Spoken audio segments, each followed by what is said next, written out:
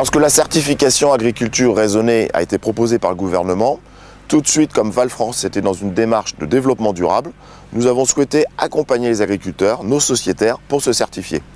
Nous, les agriculteurs, on n'aime pas trop les audits. On a toujours un petit peu le stress du contrôleur qui vient sur votre exploitation. Et nous, on a décidé de dédramatiser l'audit. Donc, on l'a préparé collectivement. On a fait des réunions entre administrateurs du conseil d'administration et des agriculteurs du terrain. On a fait des réunions à 20 ou 30 et on a dédramatisé l'audit. On a regardé la liste des 100 points de contrôle et on a pu voir là où on était bon, là où on était moins bon. Et collectivement, on s'est amélioré, on a progressé dans notre façon de travailler sur les exploitations agricoles. Et grâce à ce succès, nous avons eu 210 agriculteurs certifiés agriculture raisonnée. C'était vraiment un vrai succès.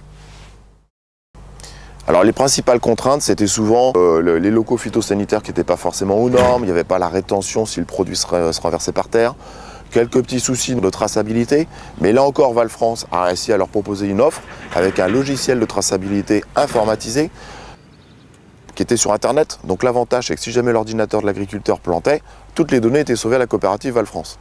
Donc là, voilà, par plein de moyens, on a fait une offre de service sur l'aménagement de la cour, où on a pu, avec un audit, dire, ben voilà, votre rétention, il faut la faire là pour l'engrais liquide. Votre fuel, il faut le mettre de telle façon pour si jamais il y a une cuve qui se casse. Voilà, on a pu aider les agriculteurs.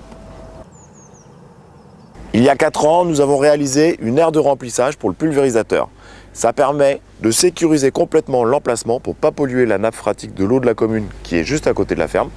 Donc le système est très simple. On a un système de bouchons. En fonction de ce qu'on fait, si on lave le pulvérisateur ou si on veut rincer le pulvérisateur, on a un bouchon.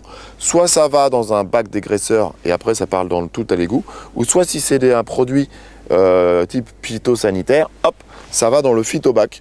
Donc le phytobac, c'est une espèce de piscine, on peut dire, fermée, étanche. Il y a environ 70% de terre et 30% de paille.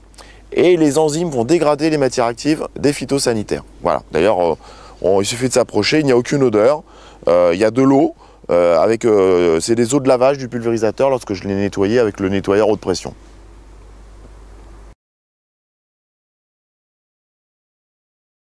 En fait, la certification agriculture raisonnée était mise en parallèle avec la démarche Agri-Confiance, la démarche des coopératives.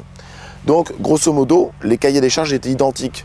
Ce qui fait que l'agriculteur avait des contrats de blé que nous, chez Val-France, on appelle QB, Quali Blé, qui donne droit à des primes supplémentaires parce que c'est un contrat qui est co-construit avec Val-France, la coopérative, avec les Grands Moulins de Paris.